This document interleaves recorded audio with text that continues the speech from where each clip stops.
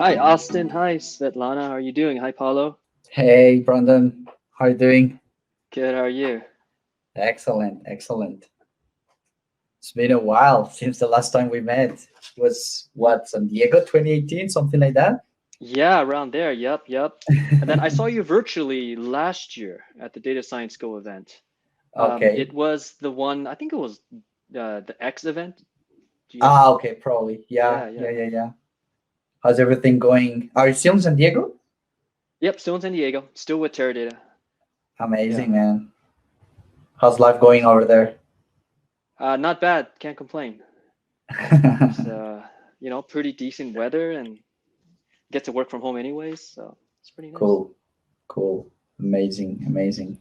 So yeah, I think people are wrapping up the other sessions. Yeah. Guys, if you want to jump on camera to make it like more personal, please feel free to join.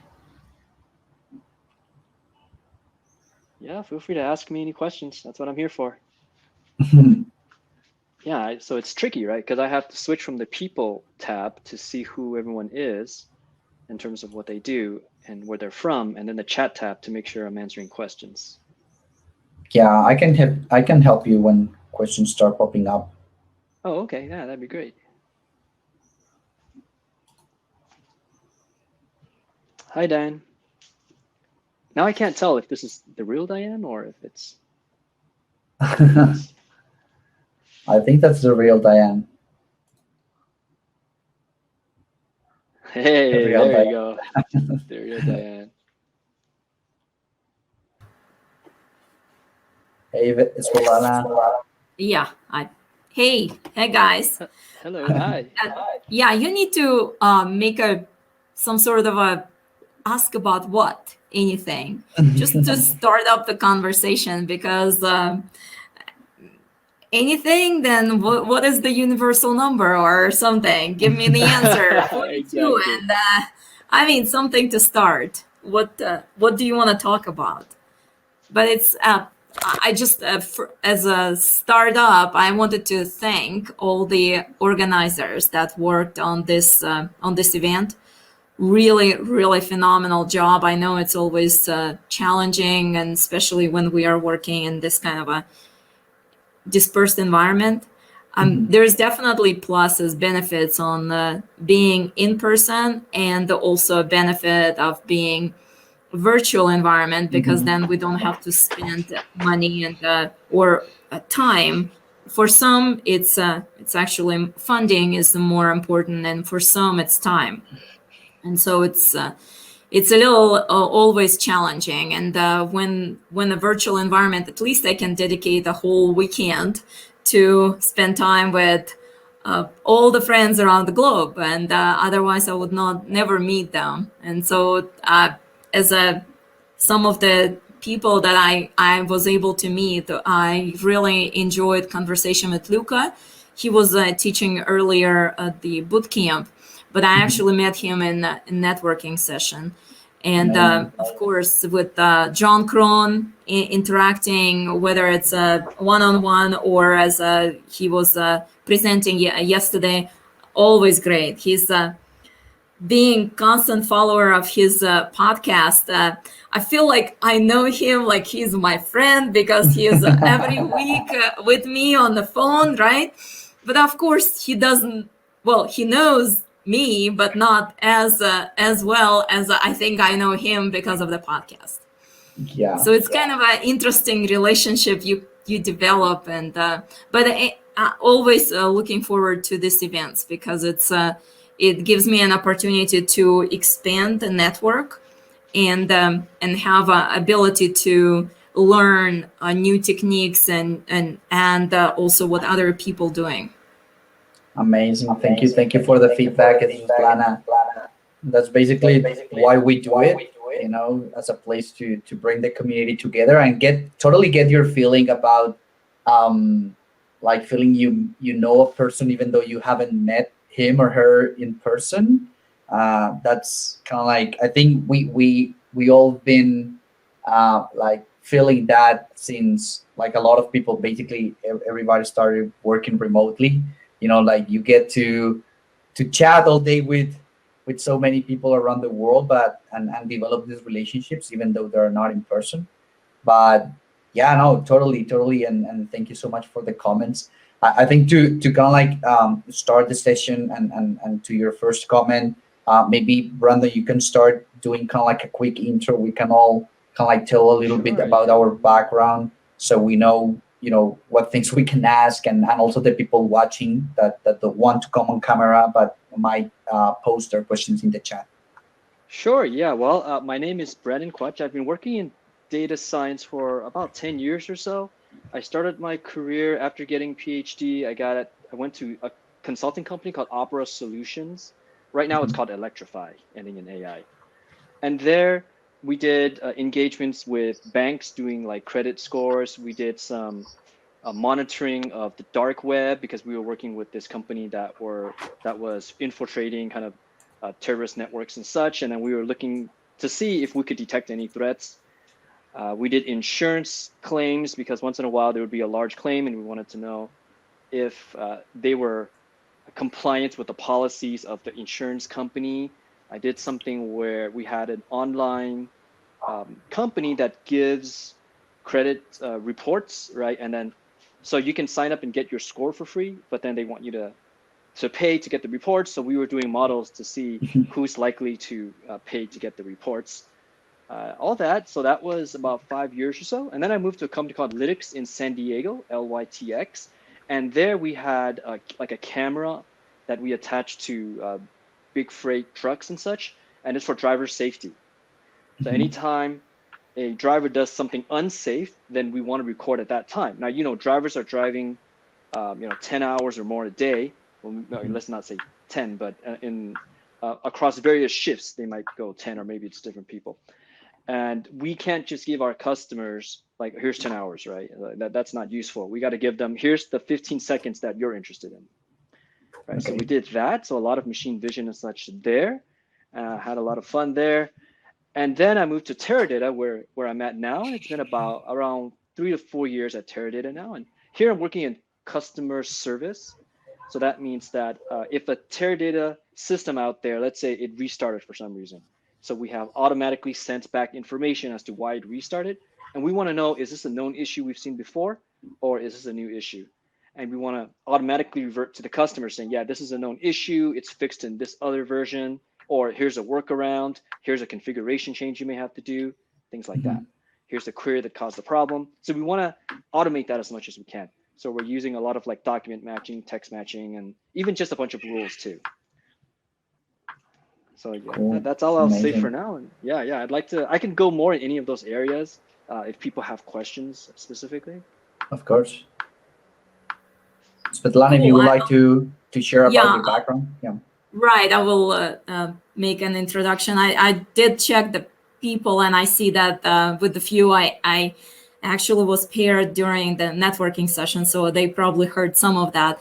But my background, I work at NASA for the last 17 years, and at NASA, we have different options to apply the data science and machine learning and so on. And some of the projects that I worked on and were a few years back, there was an accident with incident with the crew member during conducting EVA. There was a water accumulation within the helmet. So we were modeling after the fact, as a lessons learned, we were modeling in what circumstances that would happen, what was influencing the retention of the water, creation of the bubble, because we almost lost the crew member at that time because due to drowning. I mean, it's kind of funny sounds, but in space, people can't drown when there's just a little bubble that is created in the helmet. So another modeling that I ran, and we used the CNN, the neural networks for that one.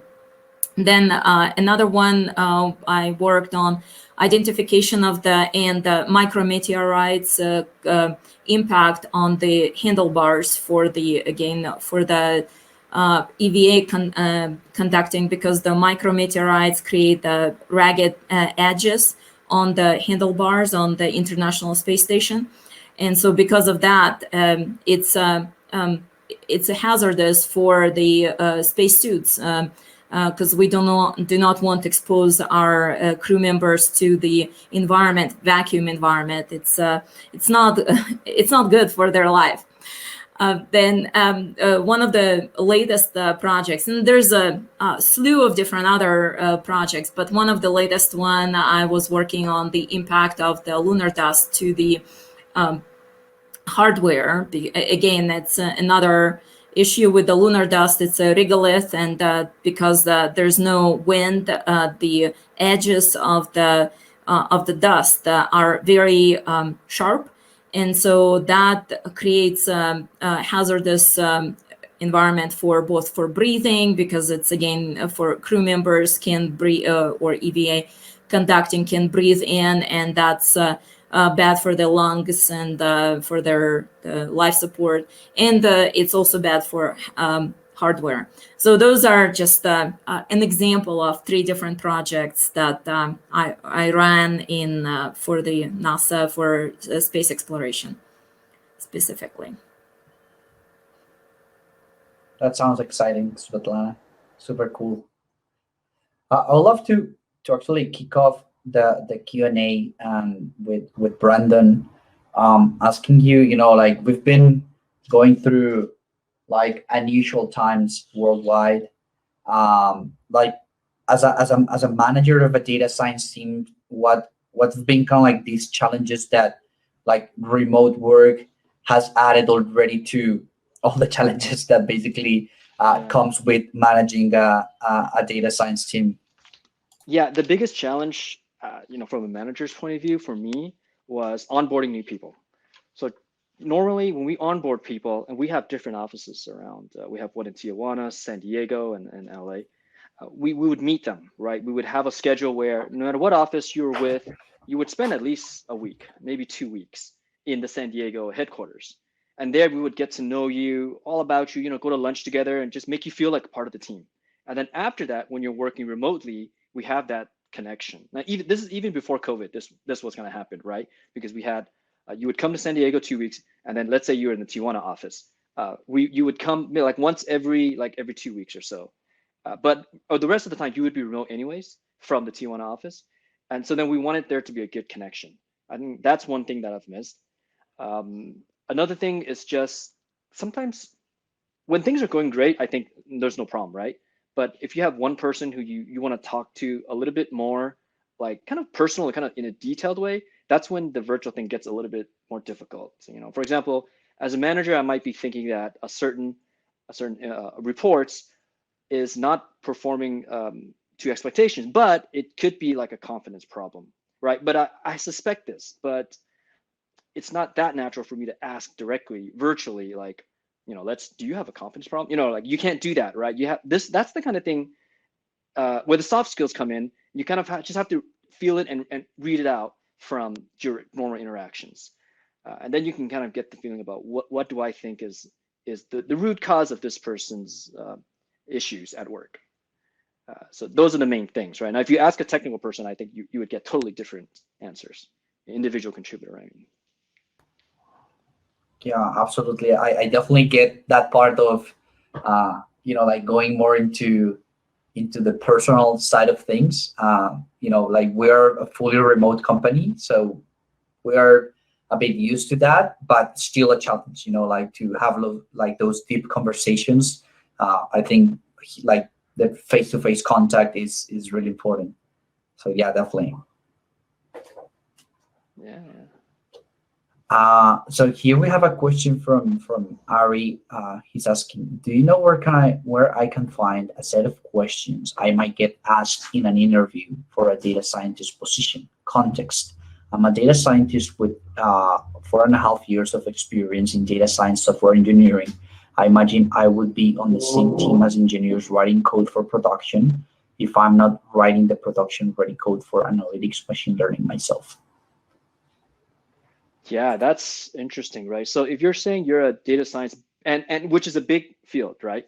And it sounds like what you're saying is that you're more into the implementation kind of data science, that phase. I don't know of any websites off the top of my head, just because I don't use those very often. When I interview, it's always kind of a different context. But I would imagine if you just Google anywhere, I know that when I was interviewing back then, there would be all sorts of like software engineering, coding places you could go to practice coding for that level, that kind of a role, like a implementation role. So that would be heavy in software engineering. But other than that, no, I don't know a website. I think even if I did know one, you're probably better off just Googling around.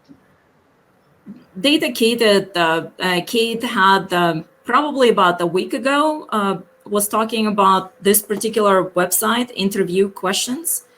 And it's sort of a service. I think they have a free option in there. And once a week, they post a question, and it's a question that you have to work the problem. And the next week, they post the answer. I did not try it myself, but it's one of the, you may want to explore it. Yeah. And while we're on this topic, when I interview, because this is kind of a cat and mouse game, right? I know that whatever question I ask, it can be posted online. So I normally like to explore how people think, if they can solve problems kind of creatively. So oftentimes I'll just ask like wildly wacky questions that nobody would ever think to post online or to even ask, just so I can see how we think. And then questions that I don't know the answer to either. Right, like if we're talking about neural nets, sometimes I might ask something like, okay, let's say we took a convolutional neural net and you just took the same number of nodes, but you just did one big hidden layer. What would happen there? Or, let's say you have a convolutional neural net, and instead of the dropping one at a time randomly, you just, I don't know, dropped 5 at a time randomly. Like what would happen there? Right? Some of it is useful. Initially, you would think that, oh, this is some ridiculous question that is some sort of a special test, but it's not, right? I'm just trying to assess how well do you know how things work. And the reason why this is applicable is because when you're working, there's going to be bugs. And when things go wrong, that's when you have to figure out like what happened, why did things go wrong? And there could be a bug that where somebody, you were trying to do dropout, but then you did like 5 by accident, or you never dropped anything by accident. And how would you know that happened, right? It's because you know so much about how the algorithm works that judging from the symptoms, you can kind of take a guess, and you can think, okay, so you can think, oh, if it was true, the hypothesis that the drop-off layer is functionality is the culprit here, then would that match the symptoms that I'm seeing? And that's part of like the debug process. So that's why I would ask things like that. But in many cases, it's trial and error. So you're just manipulating with parameters and see the effect, because it's very very much dependent on your data. Yeah. But you have to do a little bit of like hypothesis testing, like hypothesis driven stuff, right? You have to at first see these are the symptoms, and from my experience, let me start, I can think of 5 things that happened, but from my experience, let me start with, this particular one.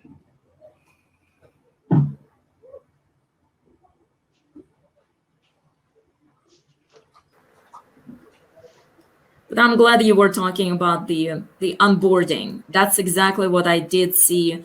One of the, I guess the biggest challenges were we all capable within the technical community, capable of working together, but it's coming into an ecosystem slightly different. And within, for instance, I am within NASA, and I've been working for a long time, so I have lots of connections. However, with the new team members, I did see a big challenge, because they didn't know who to ask. They didn't know who, and that would normally be that we walk down from one office to another, introducing and telling who is doing or working on what's their subsystems, what they're responsible for. But it's in the virtual environment, you kind of within a project setting, you introduce, but it's so fast. And then you don't want to necessarily quiz them, what did you learn? but it's essentially the retention is, and then still continue reinforcing of where to go and what to do in case of XYZ happens. Yeah, I have a comment on that end, not like necessarily completely related to data science, but to all the virtual environment. And it's that sometimes, like we judge virtual environments with a lower bar, and we take for granted a lot of things that normally in the, let's say, physical world, you'll be more thorough. So, for instance, like introducing your team members, you take for granted that the person is just like one chat or a few clicks away of introducing to other team members, chatting with them, communicating with them. But actually, like you don't take it that seriously, like when bringing a new team member on board and introducing him or her to the team, as you would do in the physical world, where you can have like a meeting or you can go out for lunch or whatever. Here you take for granted that that person, as soon as you create the username and get it on Slack or Teams or whatever communication channel, that person is already set, and she or he can start communicating right away. And it's not necessarily like that. So that's an impression that I've been having from chatting with a lot of people, is that in the physical world, you take it like very seriously. You take, even I remember like last time I worked in an office, it was in my internship at Johnson. It was like a week and a half of like introductions and sessions and learning about the company, touring around, like getting to know all the departments. And the virtual world is just like, okay, here's your email, here's your username, go ahead. Like they drop you in the jungle. Okay, let's go, man. Like start working. So that's something that I've been observing recently. Yeah, yeah. And what we do, and this is something we did even before working remotely, is we just make sure we have like interactive, kind of like social events at least once every 2 weeks. So we're doing agile, so we have a sprint. So once a sprint, we have the end of sprint activity, 2 weeks. And that can be something simple like just playing some video games together. One time we did like everybody draw each other. One time we did some virtual like Zumba. Just anything like that can help bring the team together. And so then when you have new people, they would at least meet everybody else on the team and see that the team is a friendly environment. And then they're much more likely to reach out to people when they need it. Yeah, absolutely. That definitely helps a lot. And yeah, what we're doing similar stuff. So we've been playing video games recently. We played that Among Us. I don't know if you're familiar with the video game. We did that. Yep. Yeah, We've been playing that recently.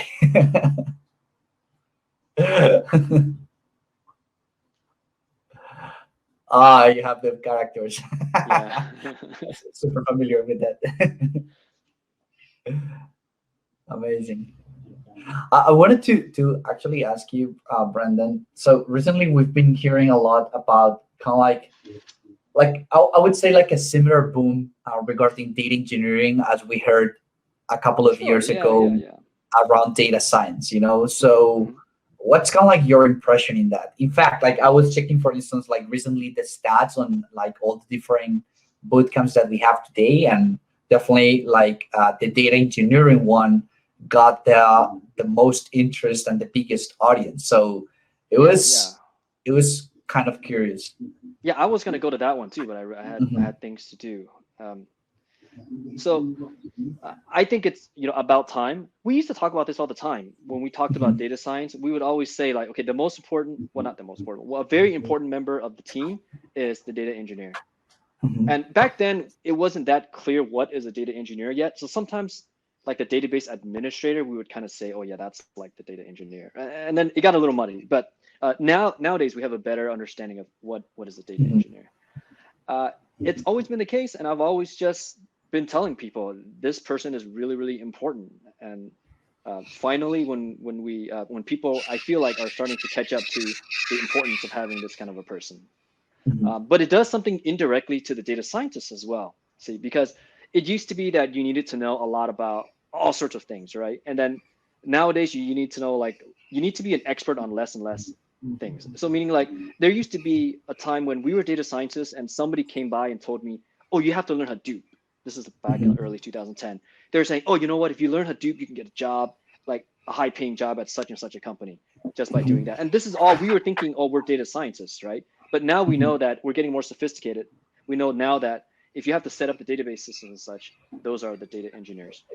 But it also means that you don't have to go around thinking I have to know everything. But what you do have to do now is get better at working in teams and with other people. So with data engineers, right? So like 10 years ago, you would say, oh, you better know all the data engineering stuff because you know what, a data scientist needs to know everything.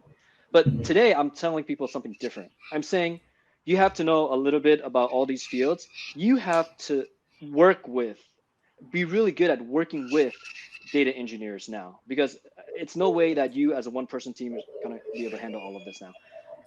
Same thing with the operations people, right? Analytics ops, I don't know, people call it different things.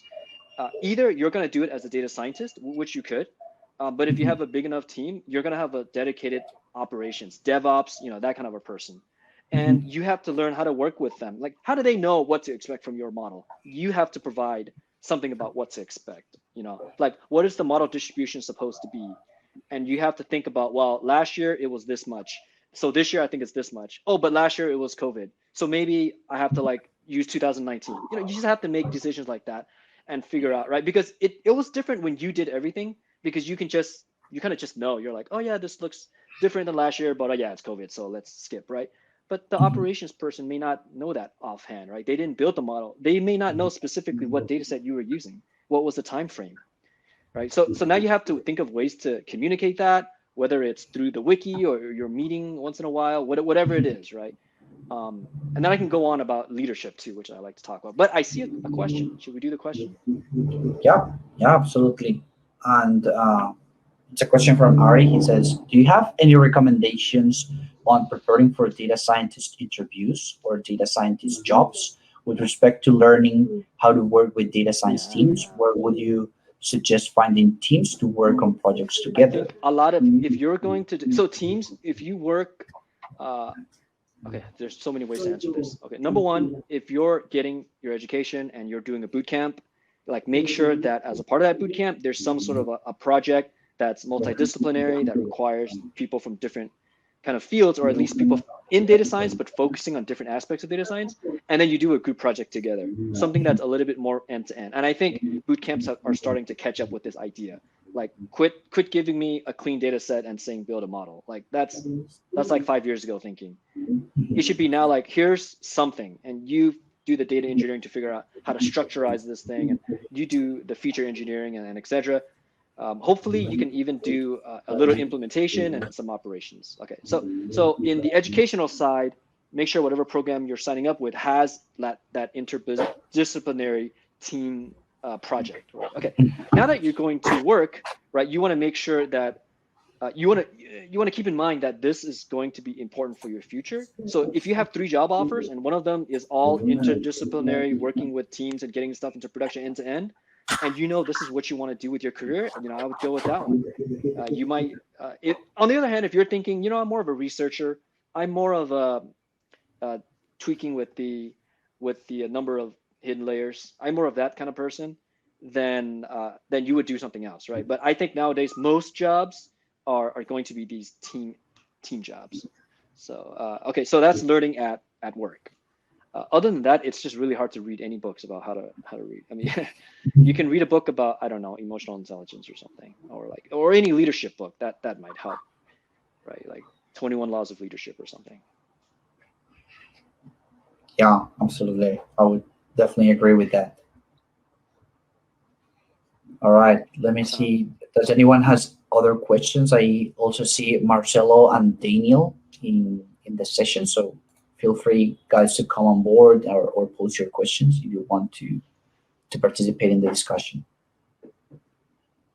We recently had a DSGO X session with like other executives and managers in the field, and we were discussing quite a lot about kind of like when you when you advance your data science career to a point, you have to decide if you want to go like fully into the technical side or fully into the managerial side.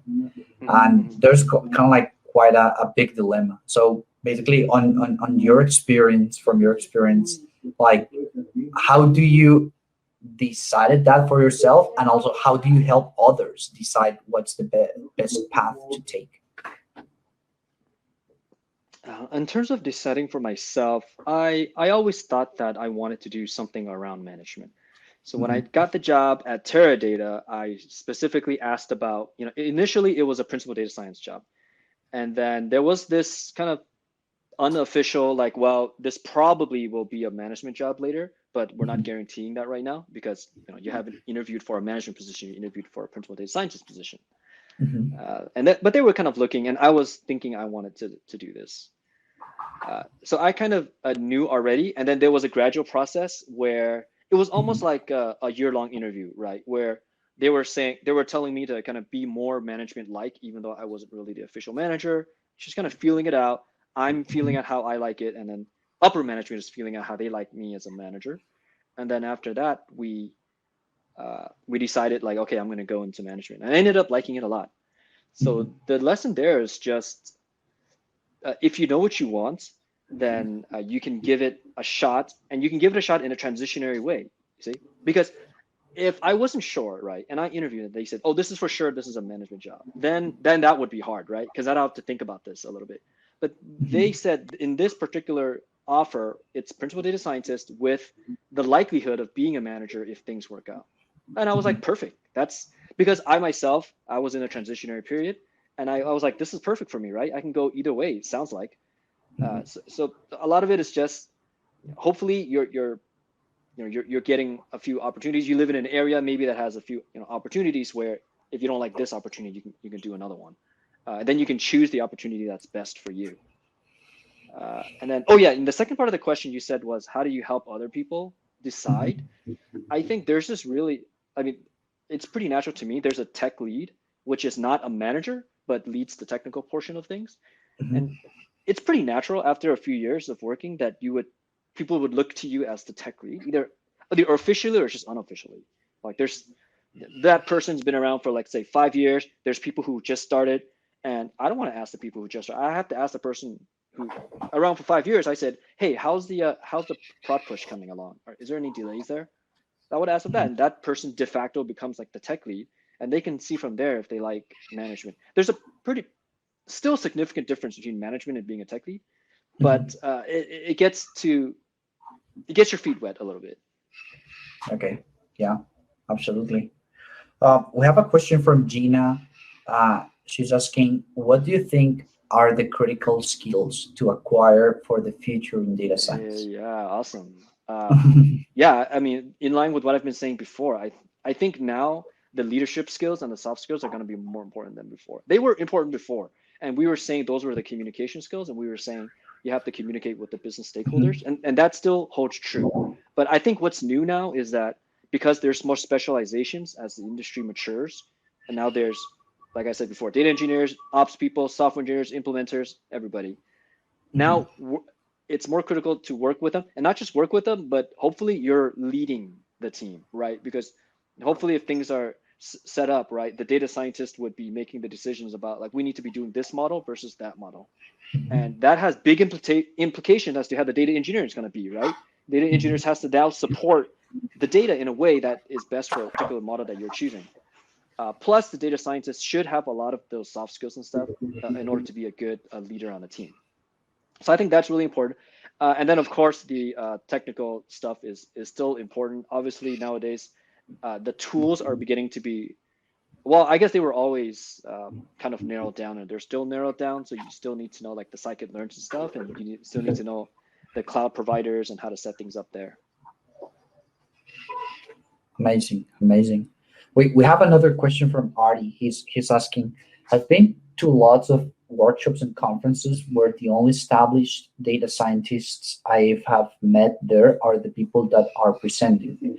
Do you have any recommendations on how to meet other established data scientists? And Yeah, I like this question from Artie, yeah. especially because I do remember back in the days of the San Diego conference that we helped a lot, beginners in the field and people who are transitioning connect with these established data scientists or advanced data scientists in like different ways through kind of like mentorship sessions and also the networking sessions. But I get Ari's question is more about how to do it also in the virtual world, like right now that we have all these limitations. Yeah, so for me, it just goes back to networking. It's actually really hard. I'll get back into why it's hard. But so, what, for example, what am I doing to meet other established data scientists? Mhm. I'm on LinkedIn. I see that so and so has made a post that I like. Maybe it's somebody that I kind of met before, like Harpreet. Harpreet's taking a part of this, right? So one time I was on his podcast, and then I was like, yeah, I like Harpreet. Okay. Then he lets me know there's this office hours that he does every Friday, and I was like, yeah, I'll join in. And then I meet all these other people who end up being presenters in this conference too. Mhm. So uh, that's how I did it, just networking, and it took time. And for me, that it was like in the middle of the workday, so I couldn't make it every time, but I tried the best I could, and then I met some established data scientists that way. Also, I volunteer for like being the, I don't know, like advisory board on some university, right? So as Mhm. an established data scientist, hopefully you get to a point that you're doing that, advising boot camps or advising. For me, it's University of San Diego applied data science program, and Mhm. there I see other applied data scientists as well, and we would have before COVID, or we'd have lunch and stuff, and I would get to know them. And then it works out well because one day I called one of them up, and who was more senior than me, and I asked them some mentor type of questions, thinking about like, Mhm. this is part of my career, this is things that I'm struggling with, and how should I deal with this and that. And that person was very open because he knew me, because we both were on the board, this advisory board together, Mhm. right? So it took work on my end, it took some time for me to do, but for me, I felt like I benefited from it, and I established some sort of a network there. So that's how I would, yeah, I would do that. Oh, okay. The difficult part, yes. Let me get to that. Mhm. I also tried to set up uh, what we call the data science roundtable with Tech San Diego, and just getting San Diego data scientists together. But I found that it's really hard to do that. And Paulo, you'll probably can attest to this, right, too. My hypothesis is just it's a personality thing, and that a lot of data scientists, if they're highly technical and got a PhD and such, I think it's just harder to get everybody to the bar, basically, right? Whenever it seems like from my observation of working, the software engineers are having fun and going to lunch together, and the data scientists are like not doing that as much. And I think that's spilling over to this, right? Because I know a lot of data scientists that I would see at things where you kind of have to go to, like company events, right? And then I would meet them, or somebody invites me to some other company's event, and I'm like, oh yeah, I know, we all know each other, great, we used to work together, that kind of thing. But they that was a big thing they were going to go to. But the moment I say like, hey, we're running this thing, we're getting the scientists from data science, the San Diego data scientists together for a quick chat, let's talk about our issues, like hardly anybody shows up. And I like I said, I think it might be like a cultural thing, or it could just be, I don't know, people are busy or something. So that part is hard, but at least the virtual stuff worked out for me. Yeah, and I would love to complement that because I do remember back in 2017 when we started Data Science Go. uh, I didn't get at that time the feeling of like close community as I'm feeling it right now, even though for almost 2 years now I haven't had the chance to connect in person with people. Right now it feels like, you can start referencing the people who become kind of like the leaders of these like niche communities within the data Yeah. science field. And I do remember back in 2017 that was not the case. It feels more like individuals, like scattered people just like coming together to the event, and I'm trying to figure out how to network and how to start talking. But right now you can feel, and even yesterday in the data science podcasters session, we had a panel with that Kenji actually suggested. He wanted Yeah. to gather as many data science podcasters as he could. And it feels like each one of them is bringing their own kind of like personality and taste and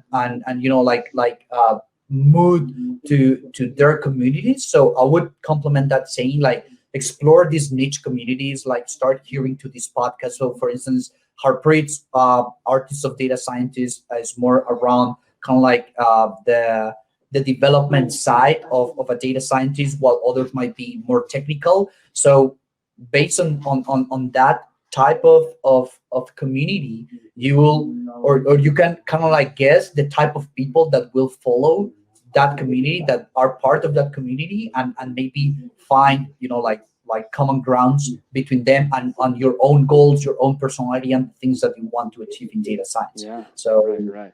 I think that would be another good advice. Like right now we have all these resources. Like back in the years, it was a bit harder to kind of like pinpoint who was the referent or the leader behind those communities. Yeah. All right, I'm gonna go back to your other question, Ari, in a few minutes. I just want to get Scott's question first. And Scott is asking, what are you most excited about the future of AI, or even scared, or the scariest part? Yeah. What am I most excited about the future of AI, huh? To me, it's about, okay, this is kind of kind of a in the weeds kind of an answer, but to me, I'm mostly excited about the data getting much cleaner before, because now we're finally getting to the time when you can have years long clean data. Whereas most of my career up until this point has been just enter this team, there's some data, and try to do some data science on it. But that data was not made with data science in mind. It's just happenstance data that was there, call logs and web browsing and stuff like that. And that has happened a lot. Right now, we're collecting data for the sake of data science, and bigger companies are much further along in that.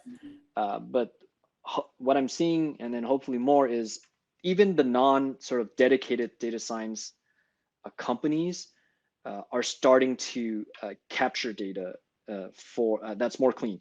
And the reason why I say that is because I'm a little bit of a realist when it comes to data science. I'm not really a person that tries to sell data science. I'm more of the in the weeds, doing stuff in these days management. And I just know there's a lot of hype around what's going to happen. But once all the jobs I've been to, once I look at the data, it's kind of a mess. Particularly, even the labels are a mess. Like earlier, I said that I worked for Lytics, and we're trying to figure out when something interesting happens or when something unsafe happens, right? So the theory sounded all great.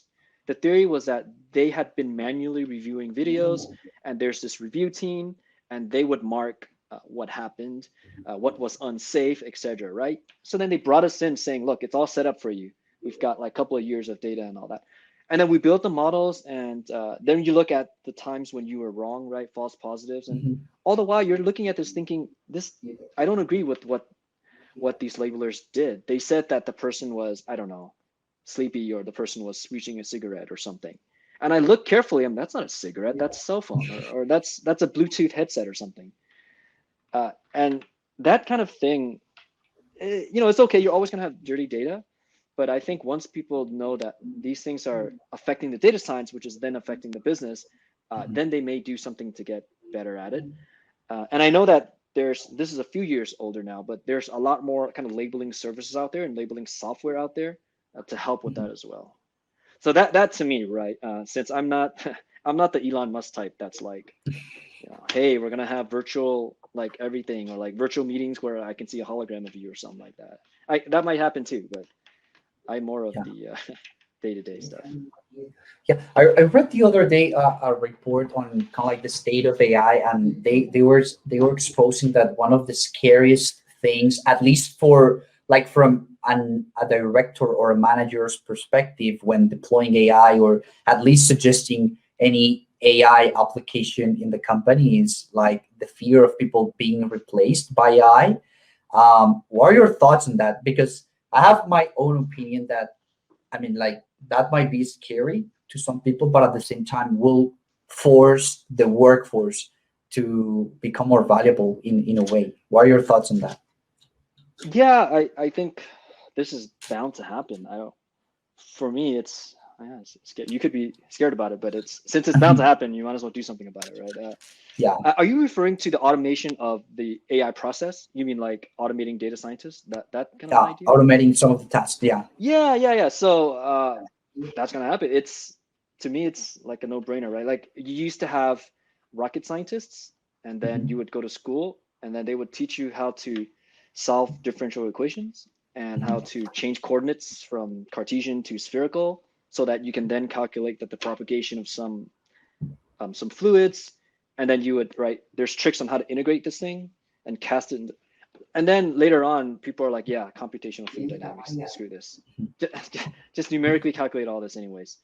But then that doesn't mean that you're going to launch a rocket using computate. That doesn't mean like the citizen rocket scientist is going to use this software package that some guy sold and launch a rocket. Right? You still need actual people who know something about fluid mechanics and all the other parts about launching a rocket to make this thing go up safely. So I think the same thing is going to happen. We're going to have tools that do this, and I could either go cheap and hire somebody who doesn't know much about data science to run this tool and run your business using this thing, which sounds scary to me. That part sounds scary to me, right? Or I can hire somebody who knows a lot about data science to look at this, and when things go wrong, to ask the original software engineers about the implementation, and to figure out that because they had used this kind of a model, it has this weakness in it, and that's going to affect the performance of the model. So I'm less afraid of the automation stuff. But when it comes, hey, yeah, let's all learn new skills, right? Like I'm automating stuff anyways, right? Like doesn't everybody automate stuff? Like if your manager comes and say, hey, could I have this report every week? Yeah, for sure, I'm going to automate it, right? I'm going to whatever, Jenkins, whatever, run a Jupyter Notebook, Power BI, however. Absolutely. Yeah, I agree. So here we have another question. It says, do you have any knowledge on how to actively be an ally to women in AI or women in tech in general? I feel this is more related to kind of like the diversity side of things. Yeah, the short answer is no, because this is not my area of expertise. So I don't want to comment on things which is not my area of expertise. I know that there is a push, right, for women and then other groups in AI.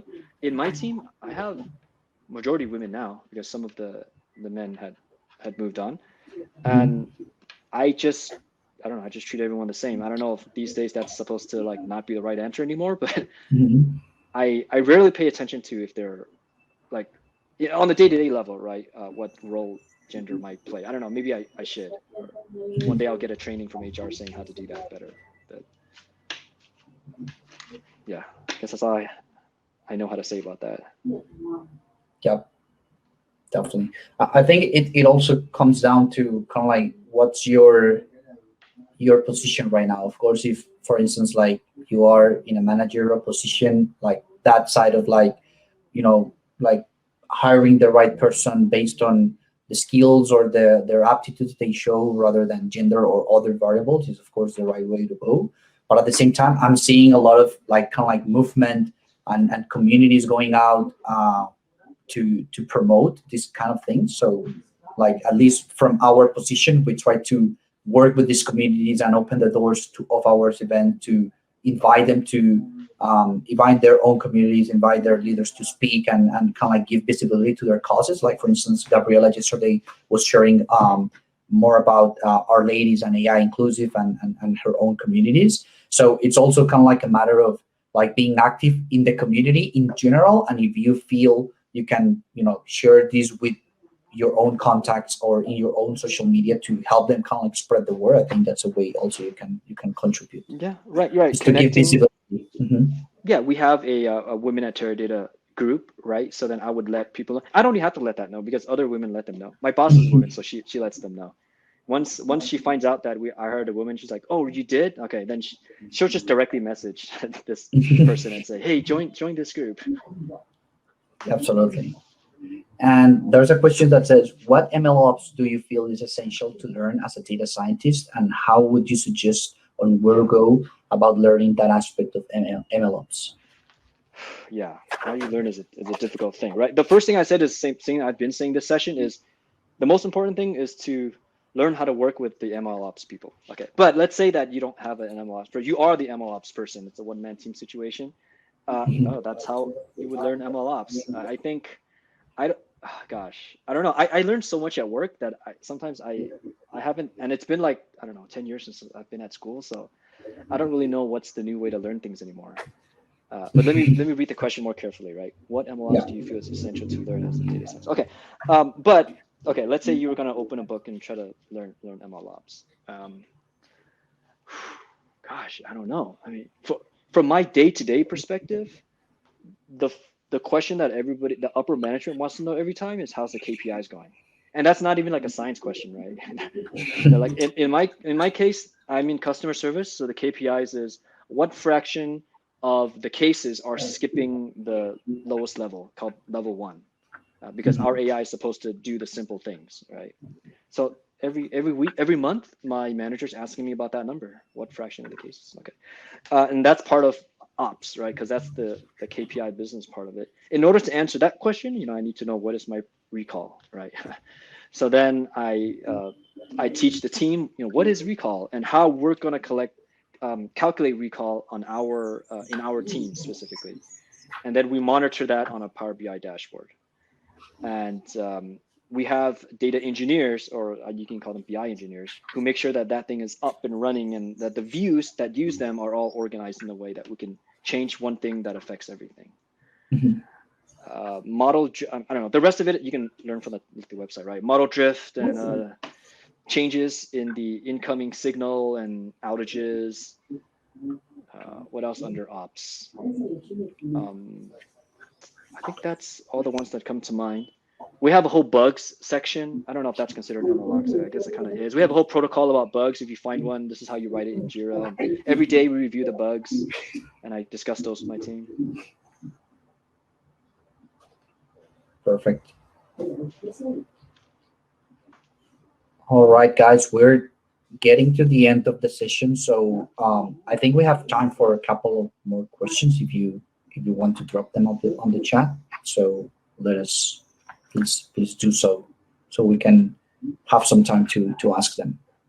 Couple of minutes. All right, I think people are a bit shy at this time of the day. All right, so if there are no more questions, so I'll just kind of like wrap up today's session saying thank you so much, Brandon, for lending us a little bit of your time and sharing your knowledge with us. And it's been amazing to chat again with you. Yeah, thanks everyone. I enjoyed it. Sometimes I feel bad because I'm such a day-to-day like realistic person that I don't give these like fantastical, like you can take it home and repost it on LinkedIn kind of answers. For me, it's all about like every day do something that makes sense, No, absolutely, it was. But yeah, thanks. Yeah, great. But thanks insight. for listening, everybody. Yeah, and thanks for asking your questions. It was great. Hopefully, it helped a little bit. I agree with that. The day-to-day stuff is useful. That's practical, Yeah. All right. Thank you so much, Brandon. Okay. Yeah. Thanks, Paulo. Thanks, everyone. Diane, I don't know if you're still out there. Oh, it looks like you're not out there anymore. And Zuma too, who was helping me out earlier. Thanks, everyone. All right. Thank you, guys. Bye-bye. Okay. Bye-bye.